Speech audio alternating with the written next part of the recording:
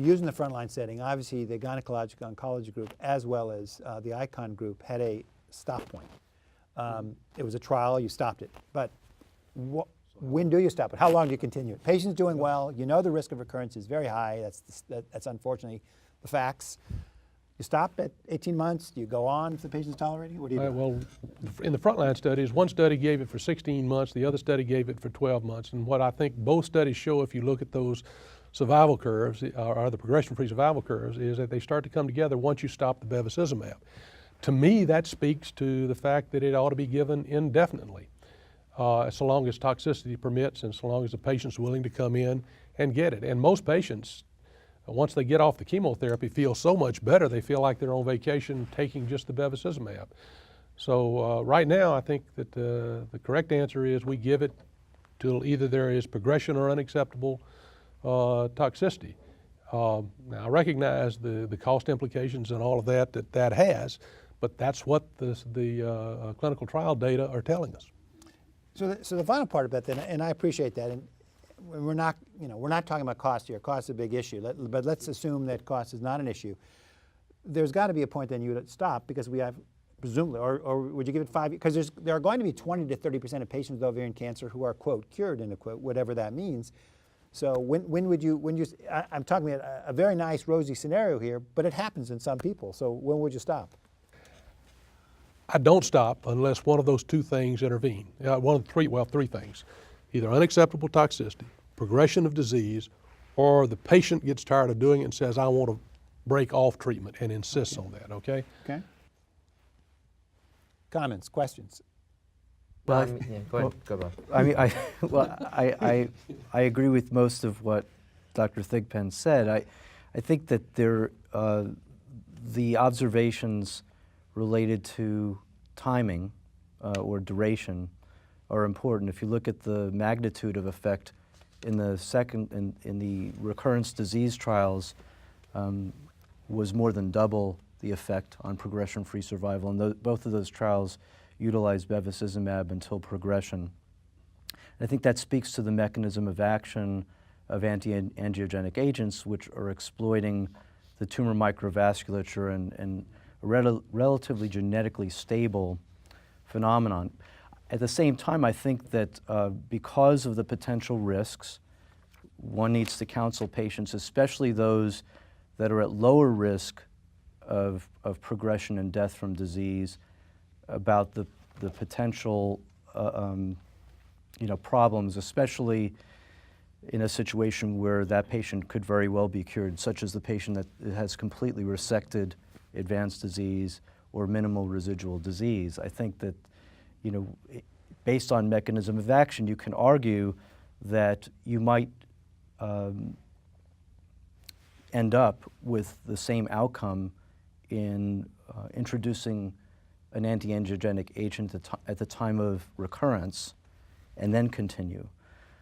The other point I would like to make is related to duration, and there are some studies in non-gynecologic tumors that have demonstrated an advantage to continuing anti-VEGF therapy even beyond progression, and that there may be further benefit on the antiangiogenic side of phasing in additional cytotoxic agents at the same time that an antiangiogenic agent like bevacizumab is continued.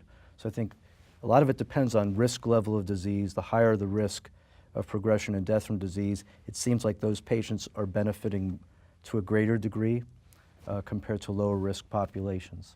In fact, with regard to the bevacizumab after progression, in colon cancer, there's an actual indication for bevacizumab in patients who progressed while on bevacizumab because there's a demonstrated survival advantage in the next line of therapy. Those studies are ongoing in ovarian cancer now, but we don't have the answer yet. Right, in Europe. But I think it is reasonable to say that that's likely to be the same result in ovarian cancer.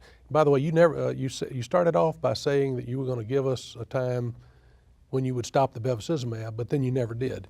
I wouldn't, barring unacceptable toxicity, but I'm a little bit more selective in the patients. So for me, they have to have advanced disease that's incompletely resected or stage 4 disease. Okay. So somebody who you got to no gross residual You would stop them at what point? I actually generally don't.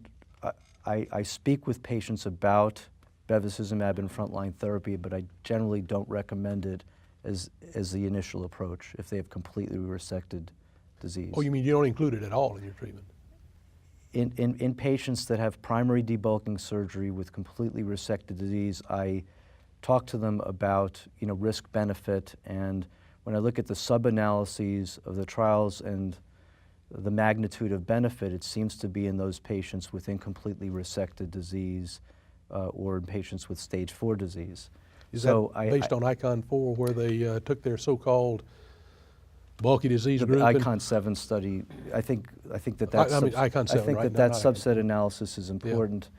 I think that your point about the statistical nightmare of demonstrating a survival benefit to a drug based on use in a limited sense in frontline therapy has to be considered as it's difficult, but I think that as long as patients are carefully counseled about the potential risks of serious adverse events, which is the case in about 5% of patients, then I think it's reasonable to offer it to patients with stage 3 and 4 disease, but I tend to be a little bit more careful in those that have had completely resected disease, that have no evidence of residual disease after surgery. Pursuant to that too, I had assumed that we were talking about advanced disease here, not stage 1 or stage 2 disease all along. Stage 3 completely resected, I think that I'm a little bit more careful. That's all I'm saying.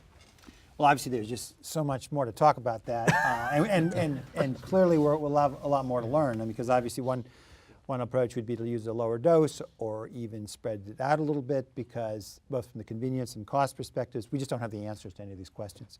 So, one final question.